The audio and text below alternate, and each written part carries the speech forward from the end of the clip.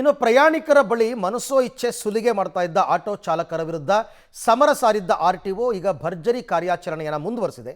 ಕಳೆದ ಒಂದು ವಾರದಲ್ಲಿ 1000ಕ್ಕೂ ಹೆಚ್ಚು ಆಟೋಗಳಿಗೆ ಶಾಕ್ ನೀಡಿದೆ. ಹೇಗೆ ಅಂತ ನೀವೇ ನೋಡಿ. ದುಪ್ಪಟ್ಟು ವಸೂಲಿ ಮಾಡ್ತಿದ್ದ ಆಟೋ ಚಾಲಕರಿಗೆ ಶಾಕ್. ಒಂದೇ ವಾರದಲ್ಲಿ 1000ಕ್ಕೂ ಹೆಚ್ಚು ಆಟೋ ಸೀಸ್. ಆಪ್ ಆಧಾರಿತ ಆಟೋಗಳಿಗೆ ಆರ್ಟಿಒ ಬಿಸಿ. ಬೆಂಗಳೂರು ನಗರದಲ್ಲಿ ಬೈಕ್ ಟ್ಯಾಕ್ಸಿ ಬ್ಯಾನ್ ಬೆನ್ನಲ್ಲೇ ಆಟೋ ಚಾಲಕರು ಪ್ರಯಾಣಿಕರ ಬಳಿ ದುಪ್ಪಟ್ಟು ದರ ವಸೂಲಿಗೆ ಮುಂದಾಗಿದ್ದಾರೆ ಅನ್ನೋ ಆರೋಪಗಳು, ದೂರುಗಳು ಹೆಚ್ಚಾಗಿದ್ದ ಕಾರಣ ಕಳೆದ ಒಂದು ವಾರದಿಂದ ಆರ್ಟಿಒ ಆಟೋ ಚಾಲಕರ ವಿರುದ್ಧ ಸಮರ ಸಾರಿತ್ತು.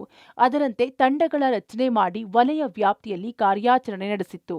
ಕಾರ್ಯಾಚರಣೆ ಭರ್ಜರಿ ಯಶಸ್ಸು ಸಾಧಿಸಿದ್ದು, ಒಂದೇ ವಾರದಲ್ಲಿ 1000ಕ್ಕೂ ಹೆಚ್ಚು ಆಟೋಗಳ ವಿರುದ್ಧ ಕ್ರಮ ಕೈಗೊಂಡಿದೆ. ಕಳೆದ ಒಂದು ವಾರದಿಂದ ನಗರದ 11 ಆರ್ಟಿಒ ಕಚೇರಿ ವ್ಯಾಪ್ತಿಯಲ್ಲಿ 20 ತಂಡಗಳನ್ನು ರಚಿಸಿ ಸಾರಿಗೆ ಅಧಿಕಾರಿಗಳು ನಗರದಾದ್ಯಂತ ಕಾರ್ಯಾಚರಣೆ ಕೈಗೊಂಡಿದ್ದಾರೆ.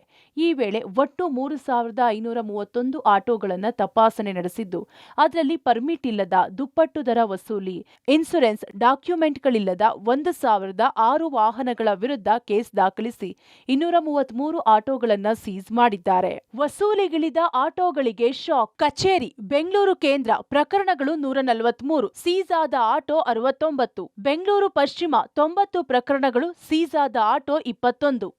ಬೆಂಗಳೂರು ಪೂರ್ವ 115 ಪ್ರಕರಣಗಳು, 13 ಸೀಸ್ ಆದ ಆಟೋಗಳು. ಬೆಂಗಳೂರು ಉತ್ತರ 140 ಪ್ರಕರಣಗಳು, ಸೀಸ್ ಆದ ಆಟೋ 12. ಬೆಂಗಳೂರು ದಕ್ಷಿಣ 147 ಪ್ರಕರಣಗಳು, 15 ಸೀಸ್ ಆದ ಆಟೋಗಳು.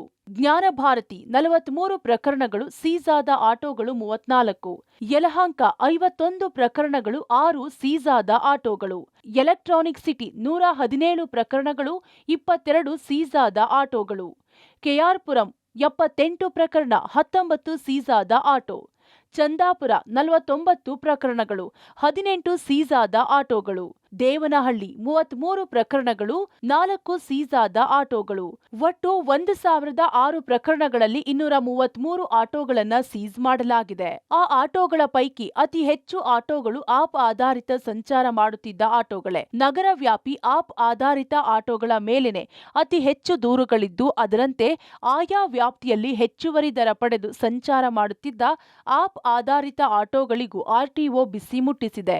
ಆಪ್ ಆಧಾರಿತ ಆಟೋಗಳು ಸೀಸ್. ಓಲಾ ಆಪ್ನಲ್ಲಿ 35 ಪ್ರಕರಣಗಳ ಪೈಕಿ 4 ಆಟೋಗಳು ಸೀಸ್. ಊಬರ್ 59 ಪ್ರಕರಣಗಳಲ್ಲಿ 14 ಆಟೋ ಸೀಸ್. ರ್ಯಾಪಿಡೋ 92 ಪ್ರಕರಣ, 32 ಆಟೋ ಸೀಸ್. ನಮ್ಮ ಯಾತ್ರಿ 25 ಪ್ರಕರಣ, 4 ಆಟೋ ಸೀಸ್. ಇತರೆ ಆಪ್ 795 ಪ್ರಕರಣಗಳು, 179 ಆಟೋ ಸೀಸ್.